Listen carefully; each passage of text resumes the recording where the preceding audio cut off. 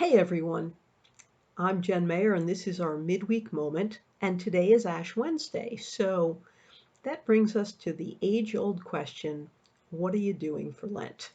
And I think it's a great thing that there's this kind of universal sense that as Catholics we want to do something for Lent.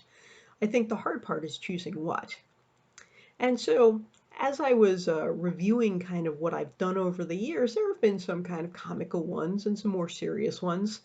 So there was one year where I decided that carbohydrates were not my friend. There were, pancakes and bagels and pizza, and so I gave up flat, round food.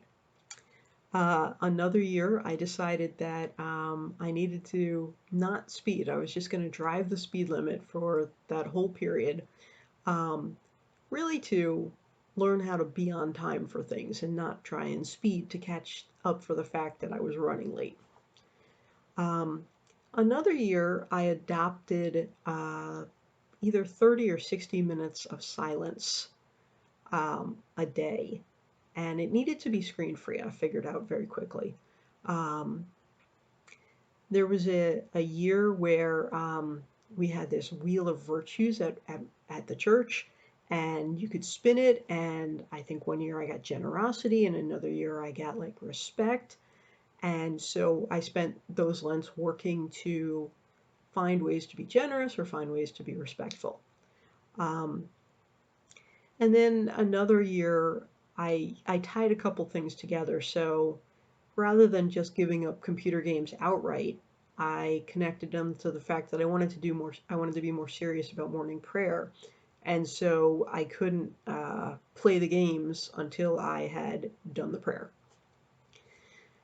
So one of the things I wanted to talk about is, do we ever think about the intended results of our Lenten practice when we pick it out? And so I can tell you that I gained almost nothing other than a good story from giving up flat round food for Lent. And that was because I spent most of those days refereeing what was flat and what was round. And so had I really given up the tortilla chips, or if I, or did I just need to stop buying the round ones and I could start buying the triangular ones? And how thick did something have to be before it was no longer flat?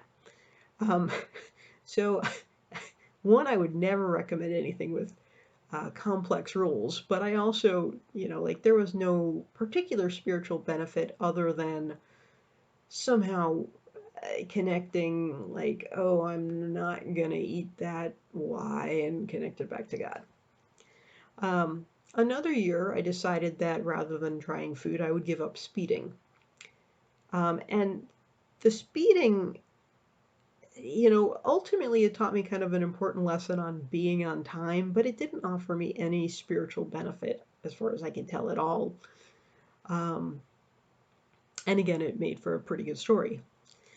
The years that I've adopted silence, and that has been productive enough that I've done that for more than 1 year, um, I really have found that that time has been a gift back to me, that we're so over, there's so much that comes at us all the time. Like, there's never any silence. You get in the car, you turn on the radio, you get it out of bed, you pick up the phone, you turn on the TV while you're doing like, there's not silence. And so that turned out to be good because when I was experiencing silence, I found a natural inclination to pray kind of emerged. Um, Adopting the virtue sounded like a great idea and had some benefit, but it was one of those things that I was proud of myself when I found the opportunities, but I wasn't really good about at the end of the day doing an exam and going, well, did I find all the opportunities to be generous today? Did I find all the opportunities to be respectful? So I think those could have been more useful, but they just didn't happen to be for me. Um, the one that I think was probably the most useful was connecting the prayer with the computer games so that one the one was almost a reward for the other. And that motivated me out of my own sense of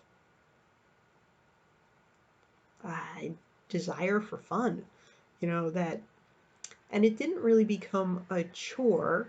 It became an understanding of the proper order in life is to be grateful to God and spend time, and then to go enjoy the pleasures of life. And so that and the silence were probably the two best things that I've come up with.